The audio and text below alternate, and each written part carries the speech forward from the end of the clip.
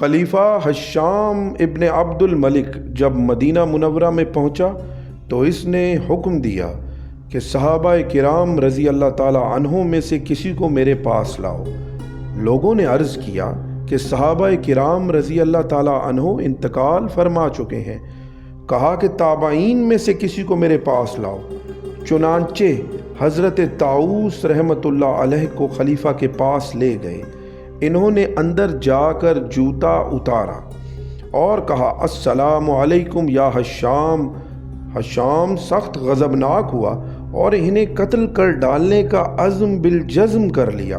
لوگوں نے عرض کیا کہ یہ جگہ حرم رسول اللہ صلی اللہ علیہ وآلہ وسلم ہے اور یہ شخص اکابر علماء میں سے ہے، اس ارادے سے باز آ۔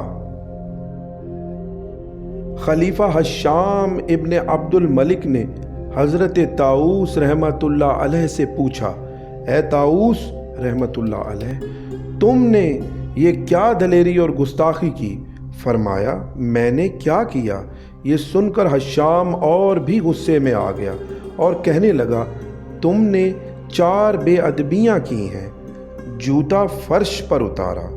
یاد رہے کہ حشام کے نزدیک یہ امر معیوب تھا، بلکہ اس کے سامنے موزہ اور جوتا پہنے ہوئے بیٹھنا چاہیے تھا۔ مجھے امیر المومنین نہ کہنا، میرا نام لے کر پکارا، میری کنیت نہ کہی۔ اس بات کو بھی عرب بنظر استحسان نہیں دیکھتے۔ میری اجازت کے بغیر بیٹھ گئے۔ حضرت طاؤس رحمۃ اللہ علیہ نے ان چاروں باتوں کا جواب دیا۔ تیرے سامنے جوتا اتارنے کا سبب یہ ہے کہ میں ہر روز 5 بار اس رب العزت کے سامنے جو سب کا مالک اور احکم الحاکمین ہے جوتا اتار کر ہی جاتا ہوں، اور اس حرکت سے وہ کبھی بھی مجھ سے خفا نہیں ہوتا۔ تجھے امیر المومنین اس لیے نہیں کہا کہ تیری امارت پر سب لوگ راضی نہیں، تجھے نام لے کر پکارا اور کنیت سے نہیں پکارا۔ اس کی وجہ یہ ہے کہ حق تعالیٰ نے اپنے دوستوں کو نام لے کر پکارا ہے، یا داؤد علیہ السلام یا موسیٰ علیہ السلام وغیرہ، اور اپنے دشمنوں کو کنیت سے یاد فرمایا ہے، جیسے تبت یدا ابی لہب۔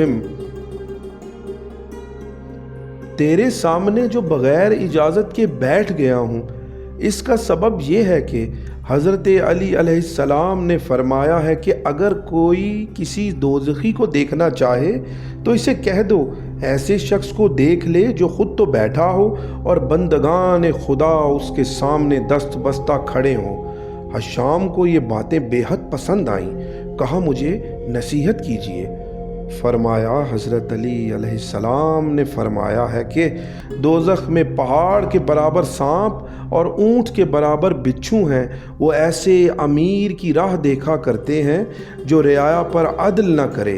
یہ فرمایا اور حضرت طاؤس رحمۃ اللہ علیہ وہاں سے چلے گئے۔